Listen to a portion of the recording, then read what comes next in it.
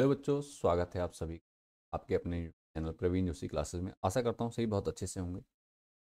आज के वीडियो में हम कक्षा 10 विज्ञान में जीव विज्ञान के दो महत्वपूर्ण टॉपिक परागण और स्वपरागण के बारे में जानेंगे। ठीक है, चलिए शुरू करते हैं वीडियो। तो ले चलता हूँ मैं आपको अपनी स्क्रीन पे, जहाँ हमने क्वेश्चन लिखा हुआ है, ताकि आप कर सके, नोट भी कर सके क्वेश्चन को।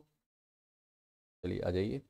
तो देखिए, प्रश्न है आपका, परागण क्या है। ठीक है, ये प्रश्न कई बार आपसे पूछा जाता है बोर्ड एग्जाम में। ठीक है, बच्चे कई बार कंफ्यूज रहते हैं इस प्रकार के क्वेश्चंस में। तो क्या है, इसमें डिटेल में हम बात करने जा रहे हैं। तो शुरू करते हैं। परागण क्या है? तो परागण क्या है, देखिए ध्यान से देखिए, परिभाषा आपके सामने आ रही है, उसके बाद समझेंगे इसको क्या। पहले पढ़ लीजिए। परागण क्या है? पौधों में परागकणों का, ठीक है, पौधे के परागकणों का परागकोश से वर्तिकाग्र तक पहुंचना। ठीक है, ध्यान दीजिए, परागकणों का क्या होता है? परागकोश से वर्तिकाग्र तक पहुंचना क्या कहलाता है? परागण कहलाता है। प्रक्रिया को क्या कहते हैं? हम परागण कहते हैं। ठीक है, ध्यान से देखिए, पौधे में होती है ये प्रक्रिया। क्या परागण किस में होता है? पौधों में पाया जाता है। ठीक है, पेड़ पौधों में पाया जाता है, पौधों में विशेषकर। जैसे आपने फूल के पौधे देखे, बाकी छोटे पौधे जितने भी देखे आपने, जिनमें फूल लगते हैं, ये सब क्या है? परागण के होता है। ठीक है, इनमें परागण होता है। ठीक है, परागण क्या है? परागकण क्या है? नर युग्मक। ठीक है, नर युग्मक को कहते हैं। ठीक है, तो इसी के कारण क्या होता है, नए पौधे में क्या होता है? प्रजनन होता है।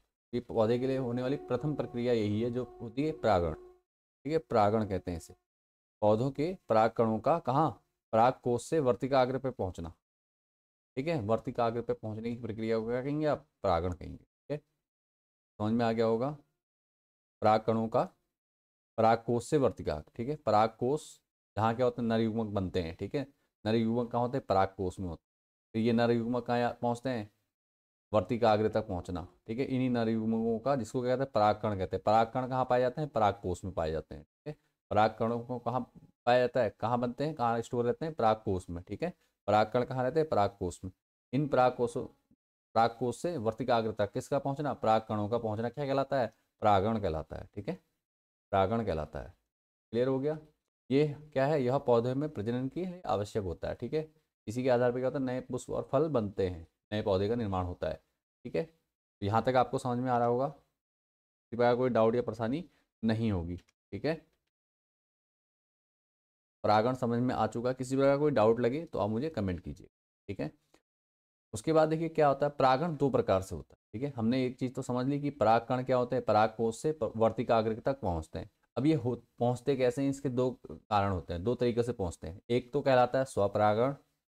ठीक है, एक कहलाता है स्वपरागण और एक कहलाता है पर परागण। ठीक है, पर परागण।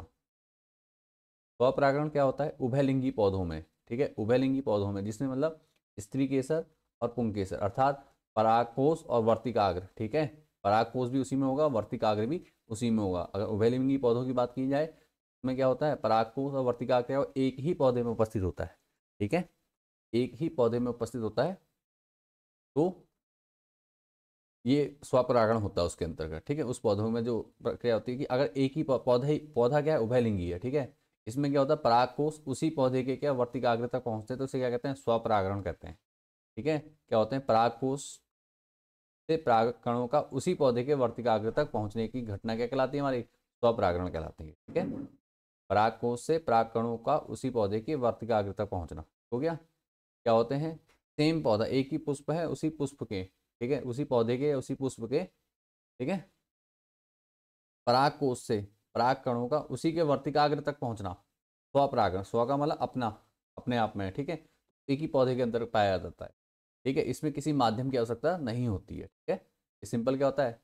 उसी के वर्तिकाग्र से, नहीं, उसी के परागकोश से वर्तिकाग्र के पास क्या होता है? परागकण पहुंच जाते हैं। ठीक है, परागकण जाते हैं, परागकणों का परागकोश से वर्तिकाग्र तक पहुंचना क्या कहलाता है? परागण कहलाता है। साथ ही जब एक ही पुष्प में, मतलब उभयलिंगी पुष्प हो, जिसमें स्त्री केसर और पुंकेसर दोनों एक में हो, ठीक है, तो क्या होगा? उसमें क्या होगा? उसी पौधे के परागकण उसी पौधे के वर्तिकाग्र तक पहुंचेंगे, तो इसे कहेंगे हम स्वपरागण। ठीक है, इसे कहा जाएगा स्वपरागण। ठीक है, यहाँ तक आपको समझ में आ गया होगा। बाकी जो उभयलिंगी पुष्प हैं, द्विलिंगी और एकलिंगी पुष्प आते हैं, इनकी भी परिभाषा मैं आपको नेक्स्ट वीडियो में प्रोवाइड करा दूंगा। ठीक है, तो आप वहाँ से इस वीडियो को देख लोगे, मैं डिस्क्रिप्शन में लिंक दे दूंगा आपको।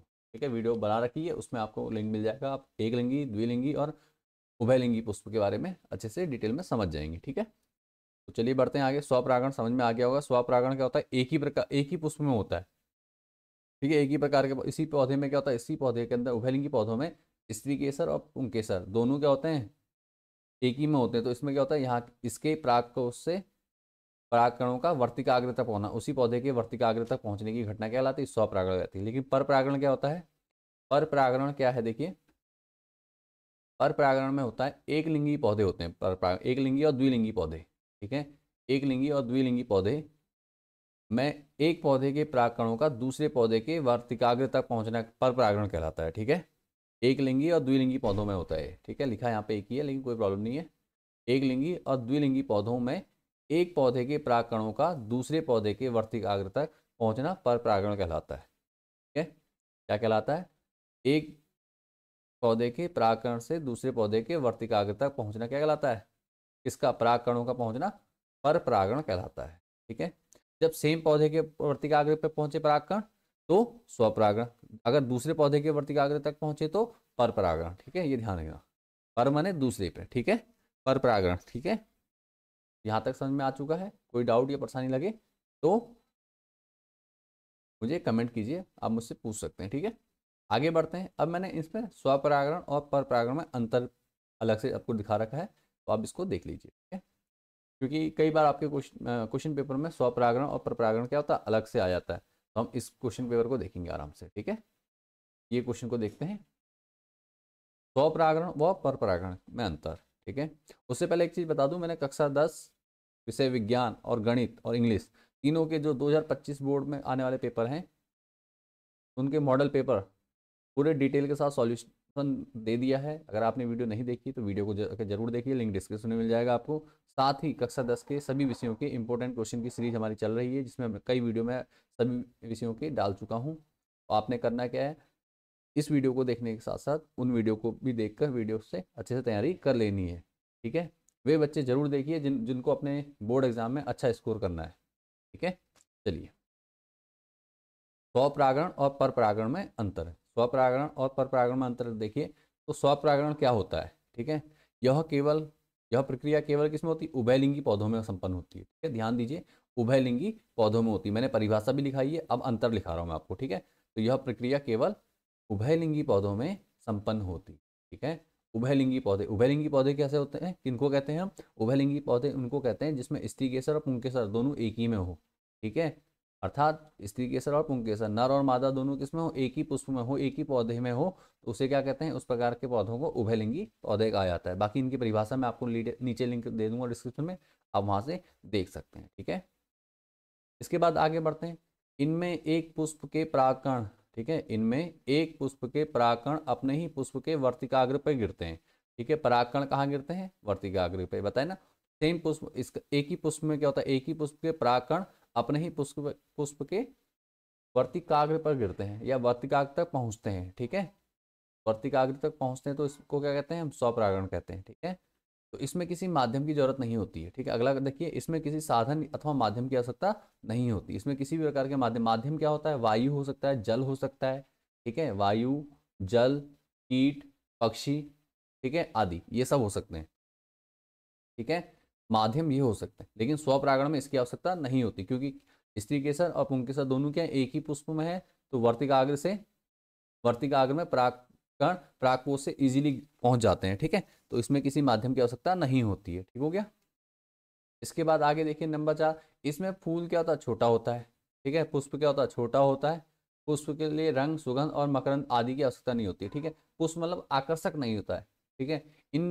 इस प्रकार के पौधों में जो पुष्प होता है, फूल होता है, वो ज़्यादा आकर्षक या रंगीन या सुगंधित नहीं होता है, ठीक है। ये सब चीज़ें नहीं होती इस प्रकार के पौधों में, ठीक है। क्यों? क्योंकि क्या होता है, इसमें स्वपरागण होता है, तो इस प्रकार का पौधा क्या होता है, सिंपल होता है, इसमें जो फूल लगेगा वो बहुत ही सिंपल रहेगा, ठीक है। तो इस प्रकार के जितने पौधे होते हैं वो सब क्या है, स्वपरागण होता है उनमें, वो सभी क्या है, उभयलिंगी पौधे कहलाते हैं, ठीक है। उम्मीद करता हूँ यहाँ तक समझ में आ चुका है। अब चलते हैं पर परागण में। पर परागण में, और पर परागण शुरू करने से पहले एक चीज़ ध्यान दीजिए, जो बच्चे हमारे पास पहली बार इस वीडियो को देख रहे हैं, चैनल पर आए हैं, तो चैनल को सब्सक्राइब कीजिए आप, ठीक है। और दूसरा, जो बच्चे वीडियो देख रहे हैं, वीडियो पसंद आ रही है तो वीडियो को लाइक जरूर कर दीजिए, ठीक है। साथ ही चैनल को सब्सक्राइब करने से ऐसा होगा कि आप जितने बार भी आप हम वीडियो डेली अपलोड करते हैं तो आपको सारी वीडियो आपको क्या है चैनल पे अपलोड होते ही आपको क्या नोटिफिकेशन मिल जाएगा, ताकि आप क्या कर सके बोर्ड की तैयारी अच्छे से कर सकेंगे। चलिए बढ़ते हैं आगे। यदि नहीं सॉरी, यह प्रक्रिया क्या होती है, एक लिंगी और द्विलिंगी दोनों प्रकार के पुष्पों में होती है। अभी बताया था मैंने, एक लिंगी और द्विलिंगी दोनों प्रकार के पुष्पों में होती है। एक लिंगी पुष्प क्या होते हैं, ऐसे पुष्प, ऐसे पेड़, ऐसे पौधे जिनमें क्या होता है स्त्री केसर और पुंकेसर, नर और मादा दोनों क्या होते हैं एक ही पुष्प में होते हैं, एक ही पेड़ में होते हैं, लेकिन अलग अलग होते हैं। ठीक है, लेकिन क्या होते हैं अलग अलग होते हैं। ठीक है, ध्यान दीजिए, इसमें क्या होता है नर और मादा पुष्प होंगे, लेकिन क्या होंगे एक ही पेड़ में होंगे और अलग अलग होंगे। ठीक है, एक ही पेड़ में लेकिन अलग अलग पुष्प होंगे, दो फूल होंगे, एक पुंकेसर होगा इसमें, एक में स्त्रीकेसर होगा। ठीक है, तो इस प्रकार के पौधे क्या कहलाते हैं, एक लिंगी पौधे कहलाते हैं। उसके बाद द्विलिंगी पौधे क्या होते हैं वो भी देख लीजिए। द्विलिंगी पौधे ऐसे पौधे होते हैं जिसमें क्या होता है आपका पुंकेसर और स्त्रीकेसर अलग अलग पौधों में होते हैं, अलग अलग फूल में होते हैं, पौधे ही अलग होते हैं इसमें, एक पौधा नहीं होता है इसमें, अलग अलग पौधे होते हैं। ठीक है, तो दोनों प्रकार के पुष्प में होती है। ठीक है, किस प्रकार के, एक लिंगी पौधों में होता है पर परागण और द्विलिंगी पौधों में होता है। ठीक है, इसको क्या कहते हैं पर परागण। पर परागण किसमें होता है, एक लिंगी पौधों में और द्विलिंगी पौधों में। ठीक है, यहाँ तक समझ में आ गया होगा, कोई डाउट या परेशानी नहीं होगी। उसके बाद देखिए, इस प्रक्रिया में परागकण, ध्यान दीजिए, इस प्रक्रिया में परागकण अपनी ही जाति के किसी अन्य पुष्प के वर्तिकाग्र तक विभिन्न माध्यमों से पहुंचते हैं। ठीक है, इसमें क्या होता है परागकण क्या होता है अपनी ही जाति के, ठीक है, अपनी ही जाति के किसी अन्य पुष्प के वर्तिकाग्र तक पहुंचते हैं। ठीक है, अपनी जाति का मतलब सेम में, ये नहीं कि किसी दूसरे के उसमें जाके पहुंच जाएंगे, ऐसा नहीं होगा। ठीक है, सिर्फ कब होगा जब सेम जाति का होगा, एक ही प्रकार का फूल होगा। ठीक है, जैसे मान लीजिए गुलाब। ठीक है, मान लो हमने कहा गुलाब, तो गुलाब है तो गुलाब के जो परागकण होंगे वो जाके किस पे गिरेंगे, दूसरे गुलाब के फूल के पर ही गिरेंगे। ठीक है, उस पर ही जाएंगे, तभी क्या होगा वर्तिकाग्र पहुंचे, तभी क्या होगा नया पौधे का निर्माण होगा। ठीक है, तो इसको इस प्रक्रिया को क्या कहते हैं हम, इस प्रक्रिया को परपरागण कहते हैं। ठीक है, इस प्रक्रिया में क्या होता है परागकण अपनी ही जाति के किसी अन्य पुष्प के वर्तिकाग्र तक विभिन्न माध्यमों से पहुंचते हैं, इसे क्या कहा जाता है पर परागण कहा जाता है। ठीक है, पर परागण में दो कंडीशन समझ में आ गई होगी, एक तो एक लिंगी और द्विलिंगी दोनों दोनों प्रकार के पुष्पों में होता है।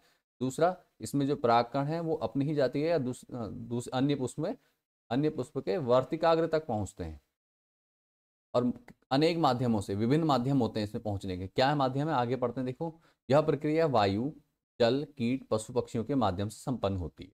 ठीक है, मैंने अभी बताया किसके माध्यम से होती है, वायु, जल, कीट, पशु और पक्षियों के माध्यम से होती है। ठीक है, क्या होता है जब इसमें जैसे वायु से, हवा से उड़ के जा सकते हैं परागकण वर्तिकाग्रता दूसरे पौधे के, या जल के माध्यम से जा सकते हैं।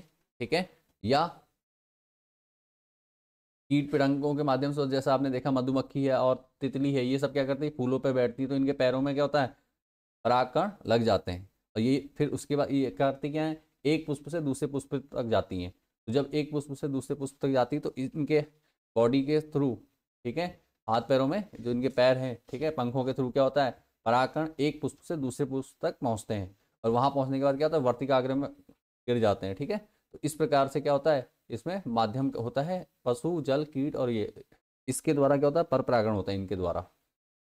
इसके बाद अब देखो इसमें क्या है, इसमें पुष्प क्या होगा बड़ा होगा। ठीक है, फूल क्या होगा नॉर्मल बड़ा होता है उससे, स्वपरागण वाले पुष्पों से थोड़ा बड़ा होगा।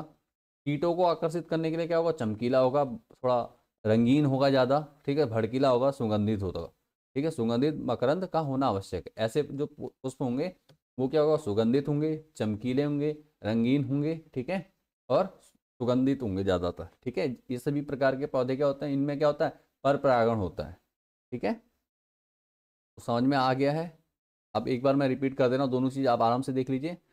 देखो, स्वपरागण किस में होता है, उभयलिंगी पौधों में होता है। ठीक है, इसमें क्या होता है परागकण अपने ही पुष्प के वर्तिकाग्र पर पहुंचते हैं, इसमें किसी माध्यम की आवश्यकता नहीं होती है। ठीक है, इसके बाद पुष्प क्या होता है छोटा होता है, कोई रंग, सुगंध या मकरंद आदि नहीं होती है। ठीक हो गया। इसके बाद पर परागण में क्या होता है, पर परागण में एक लिंगी और दो लिंगी दोनों पौधों में होता है। ठीक है, पर परागण में अपनी ही जाति के अन्य पुष्प के अन्य पुष्प के क्या वर्तिकाग्र पहुंचते हैं, एक पुष्प से दूसरे पुष्प के वर्तिकाग्र तक पहुंचते हैं। ठीक है, एक पौधे से दूसरे पौधे के वर्तिकाग्र पे कह सकते हो आप। ठीक है, माध्यम में वायु, जल और पशु इनके द्वारा होता है। वायु, जल, कीट और पशु पक्षियों के माध्यम द्वारा होता है। ठीक है, पक्षी भी आपको देखा है पेड़ पे बैठते हैं, एक एक टहनी से दूसरी टहनी पे, एक पुष्प से दूसरे पुष्प तक जाते हैं वो। ठीक है, तो ये माध्यम भी क्या है, परागण का है, पर परागण होता है इससे। और पुष्प क्या होगा, बड़ा होगा, सुगंधित होगा और भड़कीला, चमकीला और रंगीन होगा। ठीक है, तो यहाँ तक आपको समझ में आ गया होगा। अगर आपको वीडियो पसंद में आई है तो वीडियो को जल्दी से लाइक कर दीजिए और दोस्तों के साथ शेयर जरूर कर दीजिए। ठीक है, और मिलते हैं नेक्स्ट वीडियो में नेक्स्ट टॉपिक के साथ। चलिए।